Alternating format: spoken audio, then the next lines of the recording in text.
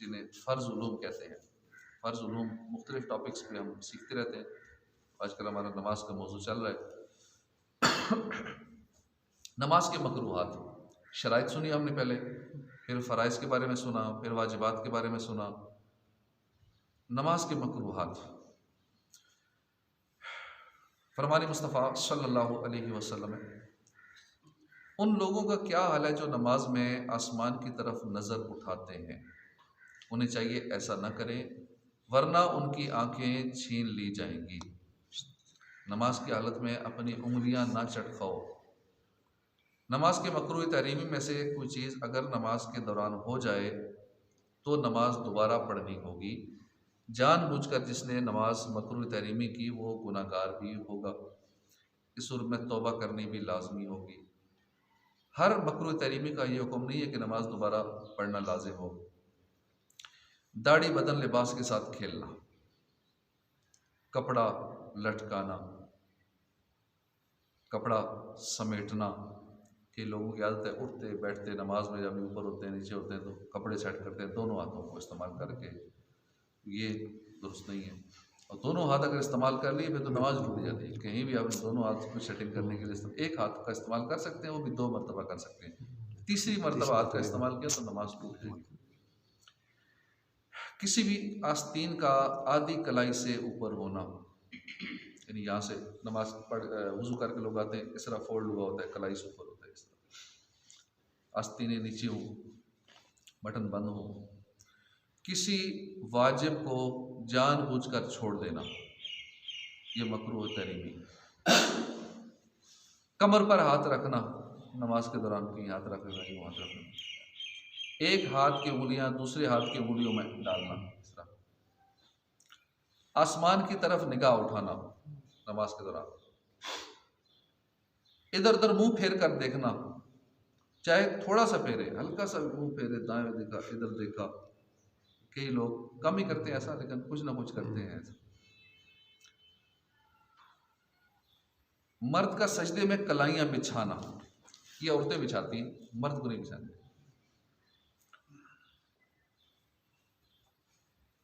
किसी शख्स के मुंह के सामने नमाज पढ़नी नहीं। अब इधर मैं जैसे पीछे मुंह करके बैठा हूँ, अब बाहर से कोई बंदा आए आके सामने नमाज शुरू कर दे, अब वो शुरू करने वाला गुनाहगार होगा। हाँ, कोई पढ़ रहा है, अब हम पीछे उसकी तरफ मुंह करके बैठ जाएं या आगे खड़े हो जाएं, अब वो खड़े होने वाला गुनाहगार है, क्योंकि वो पहले से वो नमाज पढ़ रहा है। इसलिए नमाज पढ़ने वाले को भी चाहिए, जहाँ चांस हो कि आगे से कोई गुजरेगा या आगे से कोई मुंह पीछे करेगा, तो उसको चाहिए साइड पे नमाज पढ़े। लोग बीच में नमाज शुरू कर देते हैं, फिर कितने लोगों को गुनाहगार करते हैं, तो उसमें फिर वो भी उसमें शामिल होंगे, क्योंकि वो ऐसी जगह नमाज पढ़े जहाँ उनको पता था कि ऐसा होना है, लोगों ने पीछे मुड़ना है, मेरी तरफ मुंह करना है। तो ऐसी जगह नमाज पढ़नी नहीं चाहिए, साइड पे होकर पढ़नी चाहिए, ताकि किसी को हम गुनाहगार न करें। नमाज में नाक और मुंह छुपाना, जैसा कि सर्दियों में लोग करते होंगे, सर्दी की वजह से ऊपर चादर लपेट लेते हैं। बिला ज़रूरत बलगम वगैरह निकालना, जानबूझकर जमाही लेना, किरात रुकू में पहुंचकर ख़त्म करना, यानी किरात करते करते करते जल्दी में इतनी स्पीड से पढ़ते हैं कि रुकू में पहुंच के फिर सूरत ख़त्म होती है। मिसाल तौर पे कुल हुवल्लाह शुरू की, कुल हुवल्लाहु अहद अल्लाहु समद लम यलिद वलम यूलद वलम यकुल लहू कुफुवन अहद, अब अहद जो है रुकू में जाके ख़त्म की। अब ये दुरुस्त नहीं है, मकरूह तहरीमी। क़याम के अलावा किसी और मकाम पर कुरान पढ़ना, अत्तहियात में कुरान पढ़ने शुरू कर देना, कहीं गलती से सजदे में कुरान पढ़ने शुरू कर देना, रुकू में कुरान पढ़ने शुरू कर देना कि जी सवाब का काम है ना कुरान पढ़ना, तो यही सोच के ना, कहीं अपनी तरफ से भी वो जहन में जो आता है इस्तेहाद कर लेते हैं, कियास कर लेते हैं, फतवे अपनी तरफ से भी कर लेते हैं कि सवाब का काम है कुरान पढ़ना, तो अच्छी बात है, नमाज के अंदर ज़्यादा सवाब है, लेकिन कहाँ पढ़ना है ये भी पता होना चाहिए। कि सिर्फ जो क़याम में पढ़ा जाता है सूरह फातिहा और उसके बाद सूरत मिलाई जाती है, इसके अलावा कुरान कहीं नहीं पढ़ना होता। कहीं और पढ़ेंगे तो अब गलत कर दिया। उंगलियां चटखाना, इमाम से पहले रुकू और सजदे में चले जाना या इमाम से पहले सर उठा लेना, उल्टा कुरान पढ़ना, कि पहली रकात में सूरत पढ़ ली सूरह बन्नास, अगली रकात में सूरह फलक पढ़ ली, पीछे आगे उल्टा पढ़ लिया, सूरह कुल हुवल्लाह पढ़ ली, उल्टा कुरान पढ़ना ये मना है। पहले पिछली सूरत पहली रकात में, दूसरी रकात में उससे अगली सूरत तरतीब है। कुल आउज़ बिरब्बिन नास, सूरह नास पढ़ ली ना एक रकात में, अब आगे तो सूरत ही नहीं है, गलती से वो शुरू हो गई। अब क्या करना होगा, अगली में भी वही पढ़े, पीछे नहीं आ सकते। हाँ, एक तरावी में इजाज़त है, तरावी जब ख़त्म कुरान होता है, ख़त्म कुरान में आखिर में बिलफर्ज अगर दूसरी रकात में सूरह या आखिर पहली रकात में सूरह वन नास पढ़ लिए, उसके बाद फिर अब अगली रकात में वो पीछे से ख़त्म कुरान हो रहा है, इसलिए वो सूरह फातिहा और अलिफ लाम मीम और मुफ़्लिहून तक जो तरीक़ाकार है उसकी सिर्फ इजाज़त है। उसके अलावा कहीं भी इजाज़त नहीं है कि आप पहली रकात में सूरह वन नास पढ़ें और फिर अगली में शुरू कुरान पाक स्टार्ट से शुरू कर दें, दूसरी में फिर सूरह नास ही पढ़े। तशबीह किसे कहते हैं?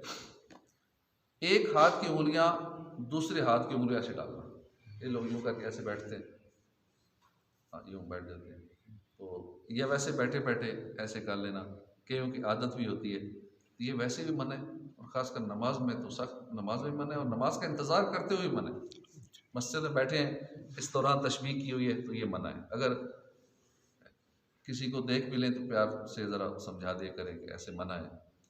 खुद भी आदत आहिस्ता आहिस्ता जाएगी, जैसे यूँ उंगलियाँ जाएंगी फिर जहन में आ जाएगा नहीं नहीं ये तो मना है। बार बार ये अपने ऊपर भी कोशिश करेंगे ना तो चंद महीने लगेंगे, तब जाके आदत ख़त्म हो जाएगी। हो सकता है सालों लगे तब ये आदत ख़त्म हो। दौरान नमाज या तवाबे नमाज में, मसलन नमाज के लिए जाते हुए, क्योंकि ये भी तवाबे नमाज है, घर से जब चलते हैं ना तो आप नमाज के ताबे हो गए, घर से चलने से लेकर तब यूँ नहीं करना, मस्जिद में पहुँचने तक, फिर मस्जिद में नमाज का इंतज़ार कर रहे हैं, इस दौरान भी ऐसा नहीं करना। बिला ज़रूरत ऐसा करना मकरूह तंज़ीह है। और नमाज का इंतज़ार करते हुए या नमाज के लिए आते हुए या तवाबे नमाज के दौरान ये चीज़ मकरूह तहरीमी है तशबीह करना।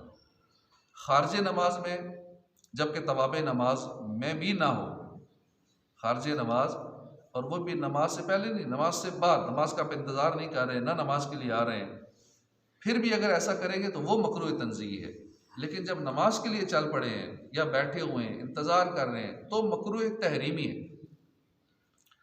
और खारजी नमाज में उंगलियों को आराम देने के लिए या किसी ज़रूरत के लिए अगर ऐसा किया तो ये मुबाह है, बिला कराहत जायज़ है, ना गुनाह ना सवाब। मुबाह काम उसको कहते हैं जिससे ना गुनाह ना सवाब। लेकिन ये उस सूरत में है कि जब उंगलियों को आराम देने के लिए करना है या कुछ ज़रूरत है उसके लिए करना है। नमाज में इमाम से पहले सर उठाना और झुकाना कैसा है? इमाम से पहले रुकू सुजूद में जाना या उससे पहले सर उठाना मकरूह है। हुज़ूर नबी करीम सल्लल्लाहु अलैहि वसल्लम ने फरमाया, जो इमाम से पहले सर उठाता है और झुकाता है उसकी पेशानी के बाल शैतान के हाथ में है। एक पाँव पर खड़े होकर नमाज पढ़ी तो क्या हुक्म है? बिला ज़रूरत एक पाँव पर खड़े होकर नमाज पढ़ी तो मकरूह है। हाँ, जिस जगह पाँव रखना है वो जगह नापाक है तो एक पाँव उठाकर नमाज पढ़ सकता है, कि दूसरा पाँव रखने की जगह ही नहीं, सारी जगह नापाक है, बस जहाँ एक पाँव रखा हुआ है वो पाक है, दाएं बाएं सब नापाक है, तो ठीक है उस सूरत में एक पाँव ऊपर कर ले, नमाज पढ़ ले। सजदे में पेशानी पाक जगह जबकि नाक नजिस जगह पर हो तो क्या नमाज हो जाएगी? पेशानी जहाँ रखी वो जगह पाक है, जहाँ नाक रखा वो नापाक है। जी हाँ, नमाज हो जाएगी। कि नाक दिरम से कम जगह पर लगती है, लेकिन बिला ज़रूरत ये भी मकरूह है, नमाज हो जाएगी क्योंकि ये दिरम से कम जगह है। दिरम इतना होता है जितना हथेली में पानी रुक जाए ना, पानी डालें और पानी जितनी जगह रुक जाएगा, थोड़ा और डालेंगे तो पानी बह जाएगा, ये दिरम की मिकदार होती है, तो नाक इससे कम ही होता है। अगर नमाज की हालत में सिर्फ मुंह किबले से फेर दिया, सिर्फ मुंह फेरा तो क्या हुक्म है? अगर मुंह किबले से फेरा तो वाजिब है कि फ़ौरन किबले की तरफ कर ले, नमाज फासिद नहीं होगी, लेकिन बिला ज़रूरत ये भी मकरूह है। नमाज में तकबीर तहरीमा की बजाय कह दिया सुभान अल्लाह, नहीं अल्लाह अकबर जहाँ कहना था वहाँ कुछ और कह दिया। नमाज जब शुरू करते हैं ना अल्लाह अकबर कहते हैं, तो अल्लाह अकबर की जगह कह दिया सुभान अल्लाह, माशाअल्लाह, अल्हम्दुलिल्लाह, कोई और अल्लाह का नाम दे दिया, तो नमाज ऐसा करना, ये अमल करना मकरूह तहरीमी है, क्योंकि अल्लाह अकबर कहना ज़रूरी है, इसकी जगह कोई और लफ्ज़ कहना मकरूह तहरीमी है। नमाज में शलवार के साथ शर्ट पहनी हो,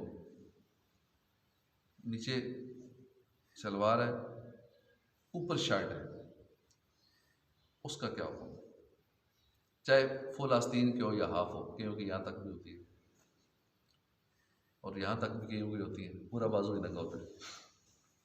फुल आस्तीन की शर्ट हो या निस्फ आस्तीन की हो, उसे शलवार के साथ आम तौर पर आदमी घर में सोते वक्त या काम काज के वक्त पहन लेता है, लेकिन उसे पहनकर बुज़ुर्गों के सामने जाना मायूब समझता है, बुरा समझता है, शर्म महसूस करता है। अब कुतुब फ़िक़्ह में इस नौइयत के लिबास को पहन कर नमाज़ पढ़ने को मकरूह तंज़ीह करार दिया गया, यानी ऐसा लिबास पहनकर नमाज़ पढ़ने से बचना बेहतर है। नमाजी को चाहिए कि अल्लाह के दरबार की हाज़िरी के वक्त यानी नमाज अदा करने के लिए अच्छा उम्दा लिबास पहने, कि अल्लाह करीम का दरबार इस बात का ज़्यादा हक़ रखता है कि बंदा उसकी बारगाह में हाज़िरी के लिए ज़ीनत इख्तियार करे। हम लोगों के लिए ज़ीनत इख्तियार करते हैं, कहीं आना जाना है, किसी से मिलना मिलाना है, किसी बड़े के पास जाना है, शादी में कोई फंक्शन है, कोई और इस तरह का मामला है, वहाँ के लिए कपड़े अच्छे सजते हैं, सारा कुछ करते हैं, तेल खुशबू और अच्छे कपड़े, इस्त्री वाले कपड़े और अच्छे से अच्छा कपड़ा। नमाज के लिए कहते हैं ठीक है जो हो जाए, चाहे स्लीपिंग ड्रेस में ही आ जाए, खैर है, ये दुरुस्त नहीं है। नमाज के लिए आना है तो सबसे बेहतरीन तैयारी करें, किसी शादी में जैसे जाने की तैयारी करते हैं ना, उससे अच्छी तैयारी, वज़ीर-ए-आज़म से मिलने जा रहे हैं ना, उससे अच्छी तैयारी, शादी में जो तैयारी करते हैं उससे अच्छी तैयारी, वरना कम से कम तो उतनी तैयारी जितनी हम किसी फंक्शन के लिए या किसी बुज़ुर्गों की बारगाह में हाज़िरी के लिए या किसी दुनियादार के पास जाने के लिए जो तैयारी करते हैं, अगर उससे बेहतर नहीं कर सकते, वरना कम से कम उतनी तैयारी तो नमाज के लिए हमें करनी चाहिए। फिर इंशाअल्लाह जब नमाज के लिए इतना एहतमाम करेंगे, नमाज की ताज़ीम के लिए इतना करेंगे, ज़ीनत इख्तियार करेंगे, तो फिर इंशाअल्लाह नमाज में तवज्जो भी रहेगी और वो ज़ीनत करना फिर उसका हिसाब ही नहीं होगा, क्योंकि वो रब की बारगाह में हाज़िरी के लिए ऐसा कर रहे हैं। अब वो अच्छी से अच्छी खुशबू लगाएं, अब वो सवाब में शामिल हो जाएगा। तेल लगाएं, तैयारी करें, कंघी करें, कपड़े अच्छे पहने, अब वो सारा कुछ सवाब में शामिल हो जाएगा। फिर नमाज में इंशाअल्लाह ज़्यादा खुशू खुज़ू भी नसीब होगा, नमाज में मज़ा भी आएगा।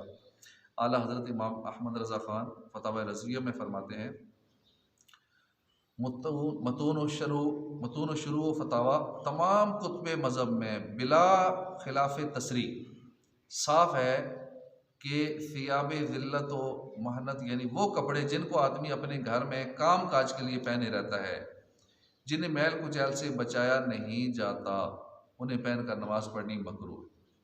कई लोग मिस्त्री मज़दूर काम कर रहे होते हैं तो उन्हीं कपड़ों में आकर नमाज़ पढ़ते हैं, लेकिन नमाज के लिए उनको चाहिए जिनके कपड़े काम काज की वजह से गंदे होते हैं, जिसका भी काम ऐसा है कि जिसमें कपड़े गंदे होते हैं, तो वो नमाज के लिए कम से कम एक सूट अलग से शापर में रख ले करें कि नमाज के लिए थोड़ी देर चेंज कर लिए, नमाज पढ़ के फिर अपने काम वाले कपड़े पहन लें। ऐसे कपड़ों में नमाज को मकरूह तंज़ीह करार देते हुए अल्लामा शामी रहमतुल्लाह अलैह फरमाते हैं कि ज़ाहिर यही है कि इन कपड़ों में नमाज पढ़ना मकरूह तंज़ीह। इमाम आज़म अबू हनीफ़ा ने उस दौर में सैकड़ों साल पहले 10,000 दिरहम का लिबास सिर्फ नमाज के लिए अलग से बनवा के रखा था कि जो सिर्फ नमाज के वक्त पहनते हैं। इतने महंगे कपड़े, महंगे से महंगे कपड़े, तो हो सके तो हमें भी एक आध अच्छा सूट इसलिए ले लेना चाहिए, अल्लाह ने तौफीक दी है तो ज़्यादा ले लें, वरना कम से कम एक सूट अल्लाह के लिए, ये सूट मेरा अल्लाह की बारगाह में हाज़िरी के लिए। अब उसमें महंगे से महंगा देख लें, मौजूदा दौर में जैसे अच्छे से अच्छे ब्रांड हैं जिनको समझा जाता है कि वाकई ये कपड़ा है, कोई लोग जिसको समझते हैं अच्छा, अब वो रब की बारगाह की हाज़िरी के लिए। हाँ, किसी बंदे के पास जाना है, शादी के फंक्शन में जाना है, फिर उससे डाउन पहन लें, उससे माड़े कपड़े पहन लें। रब की बारगाह में जाना फिर सबसे अच्छे वाले, फिर सबसे महंगे वाले। अल्लाह तौफीक अता फरमाए। किन चीज़ों से नमाज टूट जाती है, ये इंशाअल्लाह थोड़ी सी इसकी तफसील है, तो थोड़ा समझ के चलेंगे ताकि ये बड़ी अहम चीज़ है। इसे मुफसिदात नमाज कहते हैं, जिन बातों से नमाज टूट जाती है। ये हर नमाजी को पता होना ज़रूरी है, वरना कई बार टूटती होगी, चूँकि पता नहीं है, याद नहीं है सारी बातें। तकरीबन ये कोई 29-30 के करीब ऐसी बातें जिनका याद होना ज़रूरी है, ताकि पता चले कि कौन सी वो मुझसे गलती ऐसी हो गई जिससे नमाज टूट चुकी है। हम समझते हैं नमाज जारी है, वो टूट चुकी होती है, कई बार टूट चुकी होती है। तो ये इंशाल्लाह अगले दर्स में सीखेंगे। अल्लाह पाक हमें अमल की तौफीक अता फरमाए। आमीन बिजाहिन नबी आमीन सल्लल्लाहु तआला अलैहि व आलिहि वसल्लम।